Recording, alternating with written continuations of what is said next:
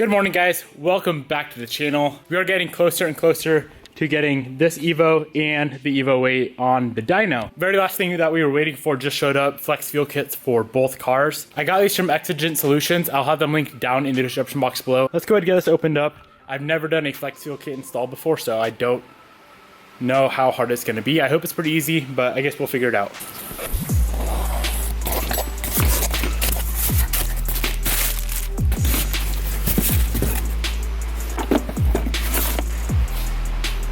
So both kits run the same Innovate gauge, which is gonna be super nice. I know a few of the kits for 8s and 9s from other companies don't include the actual flex fuel gauge, the ethanol content gauge. So that should be really, really nice to have. This here is the kit for the 10. This here is the kit for the Evo 8. We'll save that later. Right now I wanna go ahead and try to figure out how to get this Evo 10 kit installed. All right, so I think the Evo 10 kit is gonna be a really, really easy install. We have the gauge right here. We have a red, which is a 12 volt power source, black, which is the ground, white is for the dimmer, so if you turn on the headlights it'll dim the gauge. If you don't want that, you just connect that to the ground.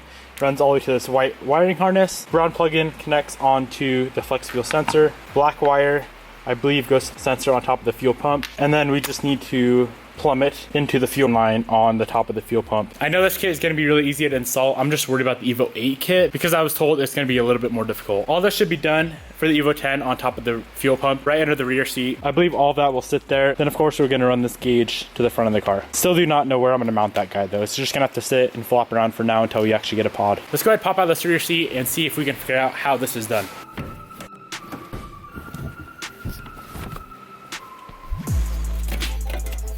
All right, so we have our wiring right here for the dual Walbro 450s we're running. I believe all that's gonna stay the same. Let's grab our goodies. I apologize for the background noise. It's raining really freaking hard outside. Let's grab our goodies and see if we can get this installed.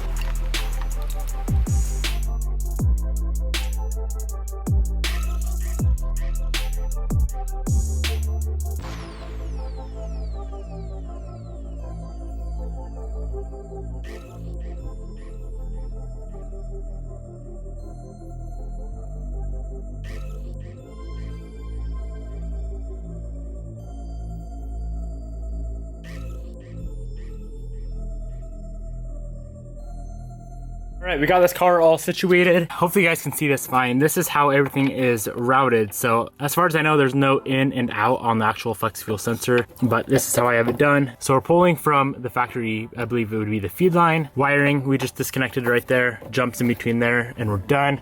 This white wire runs all the way to the front of the car. The sensor is all wired up. I just tapped into the wiring for all the other gauges we have. So that should technically turn on.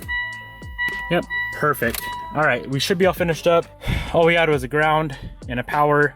I did ground that white wire as well because that's just what the instructions said to do. I'm not sure if it actually mattered, but this car is pretty much all finished up. I'm gonna get it all back together. Let's get it all completed, all back together. This interior is severely torn apart right now, and there's one more thing I wanna do on this car before we get it tuned.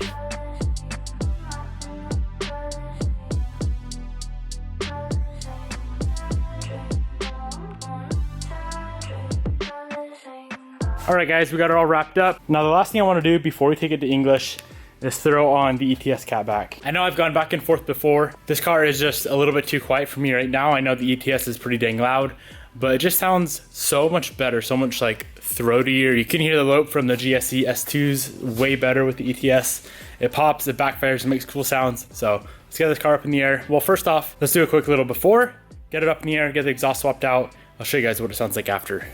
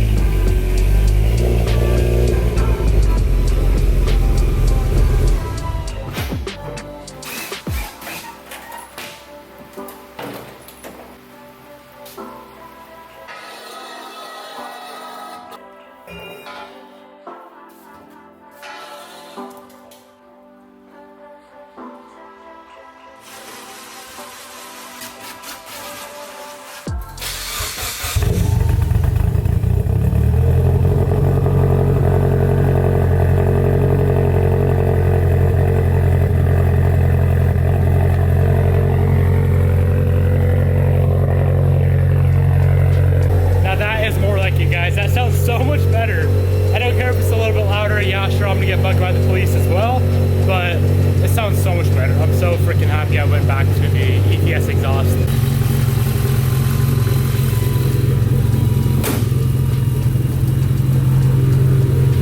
All right, that is gonna be it for this video. I wanna make a separate detailed video on the Evo 8.